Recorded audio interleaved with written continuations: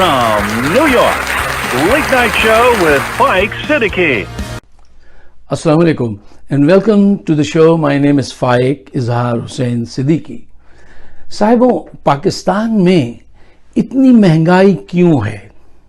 इसकी वजह क्या है? अगर ये कहा जाए कि 3 साल में इमरान खान ने 15 शुगर मिलें खरीदी, चुपके से किसी को बताया नहीं, लंदन में 26 प्रॉपर्टीज खरीदी, न्यूयॉर्क में रूजवेल्ट होटल खरीद लिया, मिलियंस ऑफ डॉलर मुल्क से बाहर भेज दिए, इस वजह से ये महंगाई है, तो फिर इसका जिम्मेदार कौन होगा? इमरान खान होंगे। और अगर ये सारे कोई काम इमरान खान ने नहीं किया तो फिर ये पता करना पड़ेगा ये सारे काम किसने किए। भाई कोई रीजन तो होगा महंगाई का, और ये सारे काम मनी लॉन्ड्रिंग है, ठीक है ना, और जो कर्जे लेके खा जाना है, पुअर प्लानिंग है, एक्सपोर्ट कम है, इंपोर्ट ज्यादा है, हर किस्म के कमीशन खा रहे हैं, मिलियंस ऑफ डॉलर बाहर भेज दिए, किसने किया? ये महंगाई का रीजन यही चीजें तो बनती है ना। तो ये रीजन ये प्रूफ उनके हैं जिन्होंने ये सब कुछ किया है। उनके नाम आप जानते हैं, जरदारी, नवाज शरीफ, मुल्ला फजलुर रहमान और सारा ग्रुप। अब तमाशा ये हो रहा है कि आज सर्टिफाइड चोर, सर्टिफाइड करप्ट लोग एक ईमानदार वजीर आजम के खिलाफ जो है वो मुजाहरा कर रहे हैं। वो कह रहे हैं हम धरना देंगे। क्यों? इनसे जान छुड़वानी है, महंगाई खत्म करवानी है। अरे महंगाई खत्म करवानी है तो वो पैसा जो आपने बाहर रखा हुआ है उसको ले आइए, यहां पे फैक्ट्री लगा लो यार उस पैसे की, ताकि कुछ भूख खत्म हो। ये काम नहीं करेंगे। कहते हैं वो जो पैसा हमने मार लिया, भेज दिया, उस पर बात नहीं कीजिए, अब दोबारा मौका दीजिए, हम दोबारा खिदमत करेंगे। क्या ये लोग इस काबिल हैं कि इनकी बात को माना जाए, जबकि ये सारे हकायक आपकी नजरों के सामने हैं कि किसने क्या किया और कैसे लूटा है? क्या चोरों को दोबारा मौका दिया जाए? क्या जमीर और अक्ल इतनी खराब हो चुकी है? नहीं, ऐसा नहीं करना चाहिए। देखिए, एक और बात कही जाती है, कुछ लोग आजकल कहने लगे नवाज शरीफ के दौर में मुल्क तरक्की कर रहा था। वाह, बहुत खूब। अब मैं आपको बताता हूं कैसे तरक्की कर रहा था। देखिए, अगर मुशर्रफ के दौर में चीनी 17 रुपए थी, इनके आने पे वो कितनी हुई थी? 62 रुपए। ठीक है, मुशर्रफ के दौर में 60 रुपए का डॉलर था, इनके आने के बाद 130 का हो गया। और मुशर्रफ के दौर में कर्जा 33 अरब का था, इनके आने पे 95 का हुआ। हम कहते हैं कि नवाज शरीफ के दौर में तरक्की हुई है। उसका प्रूफ यह है कि जो चीनी मुशर्रफ 17 रुपए पे छोड़ के गए थे, नवाज शरीफ साहब उसको 12 रुपए पे ले आए, तरक्की की है। इस वजह से जो डॉलर मुशर्रफ 60 रुपए ले गए थे उसको कम करके अपनी अच्छी पॉलिसीज के जरिए नवाज शरीफ जो है उसको 55 पे 50 पे ले आए। हम मानते कि तरक्की हुई है। ये तरक्की हुई है कि 55-60 वाला डॉलर 130 का हुआ, 17 रुपए वाली चीनी जो थी वो 62 रुपए हुई। हर चीज बढ़ी। और कैसे बढ़ी, मैं आपको एक मिसाल के जरिए बताऊं कि एक लड़का था, बड़ा उबाश किस्म का, बहुत खाते पीते घराना का लड़का था, एक छोटे से गांव में रहते, तो किराने स्टोर बहुत दूर था, वहां जाके सामान लेकर आता था घर का। तो घर से लेकर, घर में बड़ी हवेली थी, बहुत सारे लोग थे, बहुत चीजें खरीदनी होती थी।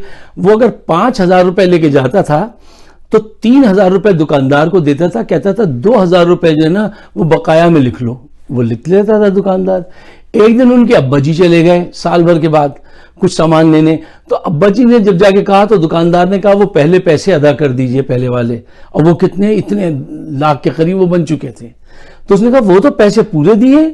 तो कहता नहीं, अब वो करते क्या थे ये साहब ज़्यादा, वो पैसे जो 2,000 मारते थे वो अपनी जेब में रख लेते थे, अय्याशियां करते फिरते थे। ठीक है ना, यही इसने काम किया है नवाज शरीफ ने, कि ये वो पैसे लेके खा जाते थे, कमीशन उसका उड़ा लेते थे, और उसके बाद जो है अब जब इनके हाथ में हुकूमत आई तो पता चला कुछ है ही नहीं। मैं आपको एक बात बताता हूं, उस पर गौर कीजिएगा। अल्लाह ने महफूज कर लिया पूरे पाकिस्तान को, कौम को। ये उस हालत में मुल्क छोड़ के गए थे कि अगर عمران خان در در جا کے یہ نہ مانگتا کہ یار تیل ادھار پہ دے دیجئے, 3 ارب ڈالر دے دیجئے.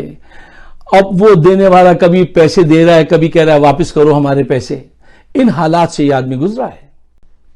اگر در در نہ مانگنے جاتا عمران خان تو یہ ڈالر جو ہے نا یہ 300-400 کا ہو جاتا, پاکستان ڈیفالٹ ہو جاتا, آپ کے ایٹمی اثاثے جو ہیں ان پہ بھی قبضہ ہو جاتا بڑی قوتوں کا. وہ کہتے ہیں آپ اس قابل ہی نہیں کہ آپ اس کو چلا سکیں, آپ افورڈ ہی نہیں کر سکتے. اور یہ سارا پیسہ لے کے لندن اور امریکہ کہاں کہاں بھاگے ہوئے ہیں یہ لوگ. یہ عمران خان ہے جس نے یہ چیز صحیح ہے, یہ جنرل باجوہ ہیں, تاریخ ان کو لکھے گی کہ ان 2 آدمیوں نے اس برے حالات میں جو ہے وہ اس ملک کو ایسے سنبھالا ہے.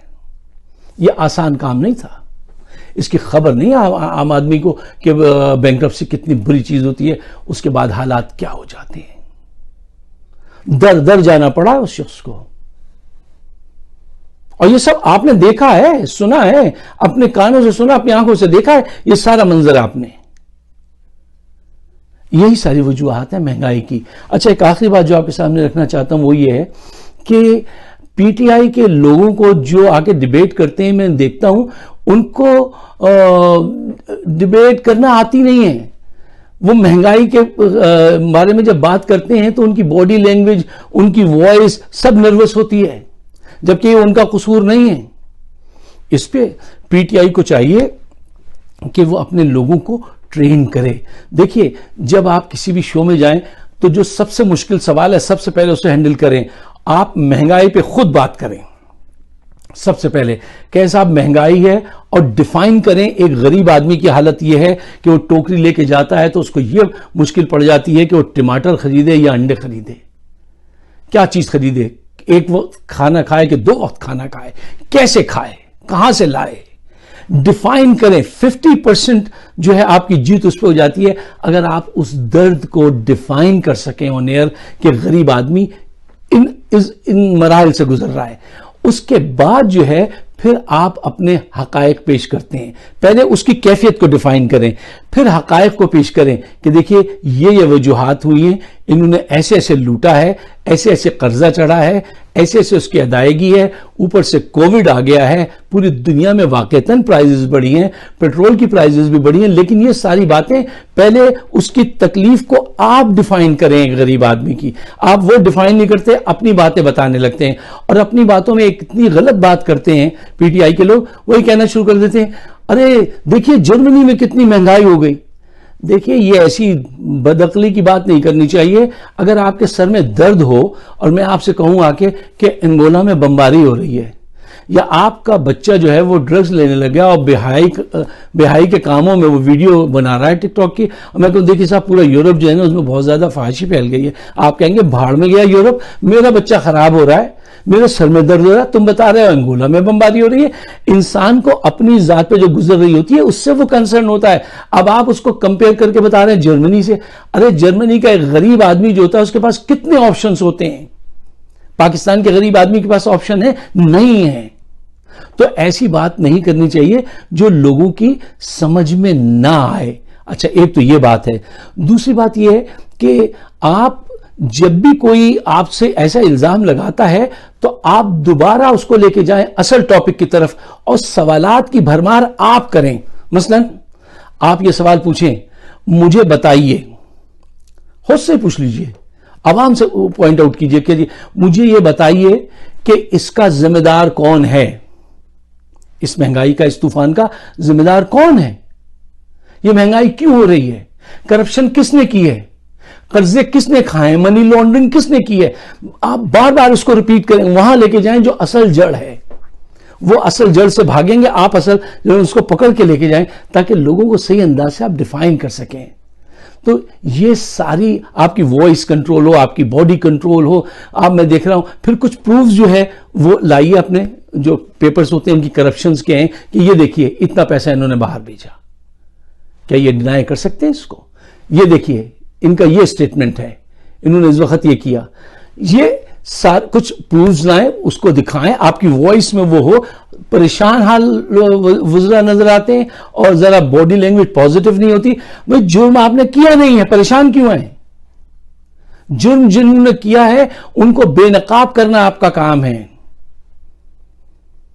تو یہ گزارشات ہیں کیونکہ ہم عمران خان کو سپورٹ کرتے ہیں ایک ریزن کی وجہ سے کہ وہ آدمی ایماندار ہے, مخلص ہے پاکستان کے ساتھ. باقی بدماشوں کو میں بہت اچھی طرح سے جانتا ہوں. میں آپ سب سے بھی کہوں گا کہ دعا کیجئے اور ساتھ دیجئے ایک بہتر مستقبل کے لیے عمران خان کا. آپ سب کا بہت بہت شکریہ. اگر میری بات آپ کی سمجھ میں آتی ہے تو اس کو شیئر ضرور کیجئے. میری ویڈیوز موجود ہیں یوٹیوب پہ فائق صدیقی شو, اگر آپ سبسکرائب کریں تو بڑی عنایت ہوگی. شکریہ. خدا حافظ.